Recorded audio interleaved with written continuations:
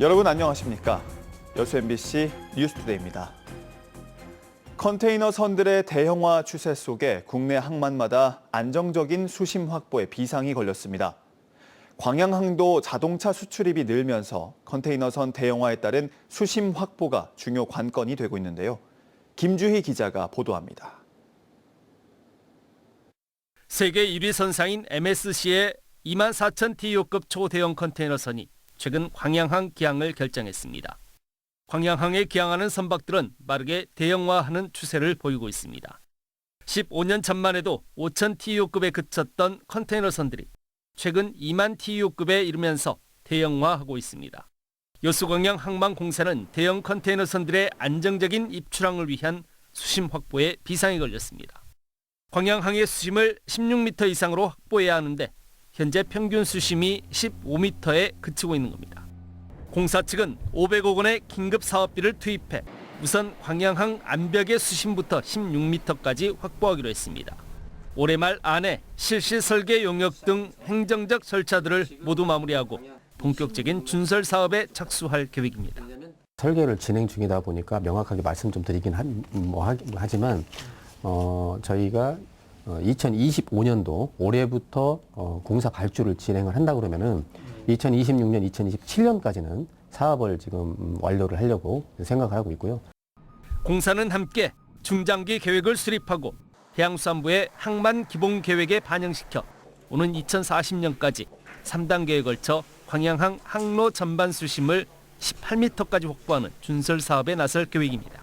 중장기적으로는 2035년, 늦어도 2040년까지는 기존의 16m의 수심을 18m로 증심하는 그런 계획을 가지고 현재 지금 해양수산부와 협의를 하고 있습니다. 인천항 등 국내 다른 항만들과 비교해 비교적 안정적인 수심을 확보하고 있다는 평가를 받아왔던 광양항. 광양항의 이번 수심 확보를 위한 준설 사업은 급변하는 국제 해운시장 환경 속에서 미래 항만 경쟁력을 키워내기 위한 주요 핵심 사업이 될 것으로 보입니다.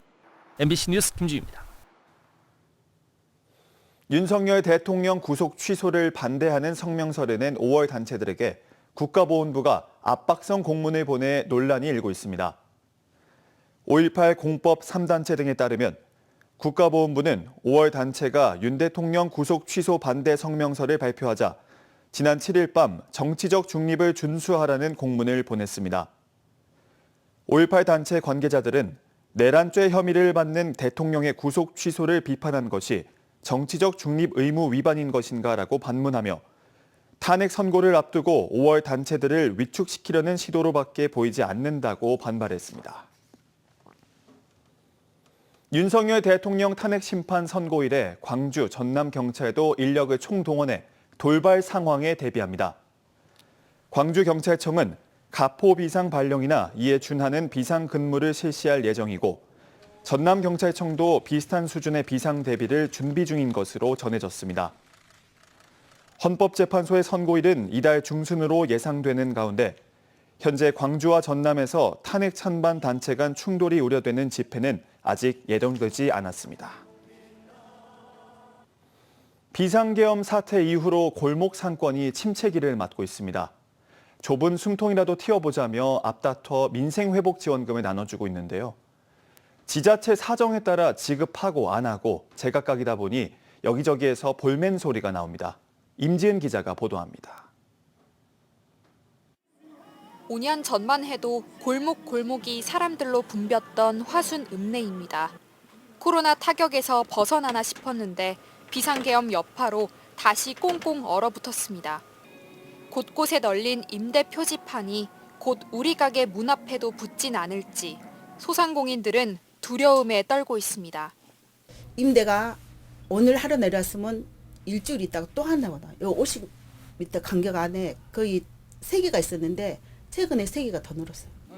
급한 불을 끄기 위해 일부 지자체들이 현금성 지원 카드를 꺼내기 시작했습니다.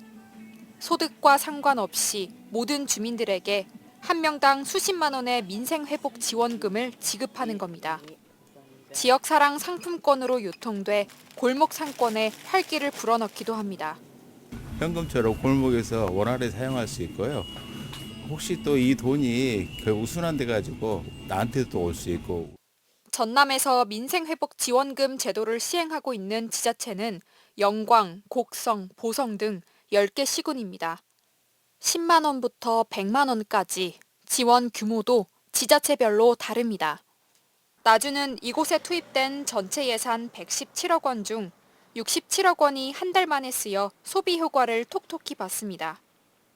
전통시장, 소매업자 이런 식으로 소상공인들, 자영업자들한테 직접적으로 도움을.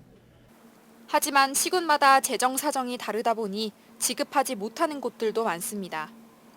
지자체가 국가에게 손을 벌리지 않고 돈을 얼마나 스스로 마련하는지를 나타내는 재정 자립도를 보면 산업단지가 있는 여수와 광양을 제외하고는 대부분 10%를 웃돌거나 한 자릿수에 그치는 곳이 많습니다.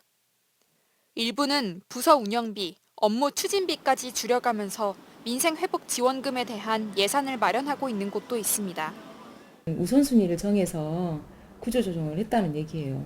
처지와 조건에 맞는 현금성 지원이 앞으로도 계속 거론될 수밖에 없다고 생각하거든요. 지역 소비 심리 회복을 위해 적극적인 재정 지원이 필요하다. 가뜩이나 열악한 지자체 재정 부담만 늘어난다. 민생회복 지원금을 둘러싼 지자체의 고심만 깊어지고 있습니다. MBC 뉴스 임지은입니다. 도로와 공사장을 구분짓고 차량을 안전한 경로로 유도하기 위한 임시 울타리 한 번쯤 보셨을 텐데요. 일부가 제대로 관리되지 않은 채 방치되고 급기야 차도로 침범하면서 차량이 부딪히는 사고까지 발생하고 있습니다. 김규희 기자가 보도합니다. 인접한 비탈길에서 수해 복구 공사가 예정 중인 영암의 한 국도. 달리는 차량 오른편에 공사 현장과 분리하기 위해 플라스틱 재질인 폴리에틸렌 울타리가 한 줄로 이어져 있습니다. 그런데 뒤틀어진 구조물 하나가 차도에 방치되면서 달리는 차량이 그대로 들이받는 아찔한 사고가 발생했습니다. 모래를 채우거나 그렇지 않으면 물이 있어서 흔들리지 않을 수 있도록 해야 되는데 봄철이 되다 보니까 기온 변화로 강풍이 부는데 쉽게 흔들려 버려서. 사고가 난 시설물은 이렇게 다른 시설물과 연결되지 않은 채 방치돼 도로 안까지 침범했습니다. 지난해 9월 수해로 낙석이 떨어져 응급 복구를 마치고 2차 복구 작업이 예정된 곳입니다. 임시 울타리는 끊긴 부분이 서로 연결되고 물을 채워 방호 기능을 가지고 있어야 하지만 제 기능을 못한 겁니다. 광주국토관리사무소는 10명 안팎의 인력이 900km의 도로를 담당하다 보니 한계가 있다는 사실을 인정하고 순찰 강화 등 관리 개선 방침을 밝혔습니다. 한편 사고 피해자는 사무소 측의 안내를 받아 국가 배상을 신청할 계획이라고 밝혔습니다. MBC 뉴스 김규희입니다. 다음 달 2일 실시되는 재보궐선거를 앞두고 행정안전부가 오는 11일부터 거소투표 신고를 접수합니다. 거소투표는 직접 투표소 방문이 어려운 유권자가 우편으로 투표할 수 있는 제도로 거소투표를 하려는 사람은 신고서를 작성해 시군청이나 읍면동 주민센터로 접수하면 됩니다. 이번 재보궐선거는 기초의원을 뽑는 광양시 다와 고흥군 나를 비롯해 총 23곳에서 실시됩니다.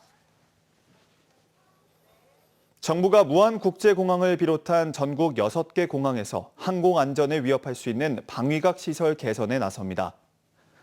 국토교통부와 한국공항공사는 오는 17일까지 무안과 여수, 김해, 광주 등 6개 공항의 방위각 시설 개선을 위한 실시 설계 입찰 공고를 시행합니다. 낙찰자가 확정되면 이달 말부터 설계에 착수하고 설계가 끝난 공항부터 공사를 시작해 연말까지 개선을 마무리할 계획입니다. 국토부는 지난 1월 전국 공항 특별안전점검을 통해 모두 7개 공항에서 방위각 시설 개선이 필요한 것으로 판단했습니다. 고흥, 여수, 무안 등 갯벌이 유네스코 세계유산 확대 등재를 위한 본격적인 절차에 들어갔습니다. 국가유산청은 전남 고흥, 여수, 무안과 충남 서산이 포함된 한국의 갯벌 2단계 세계유산 등재 신청서가 유네스코 세계유산센터의 완성도 검사를 통과했다고 밝혔습니다.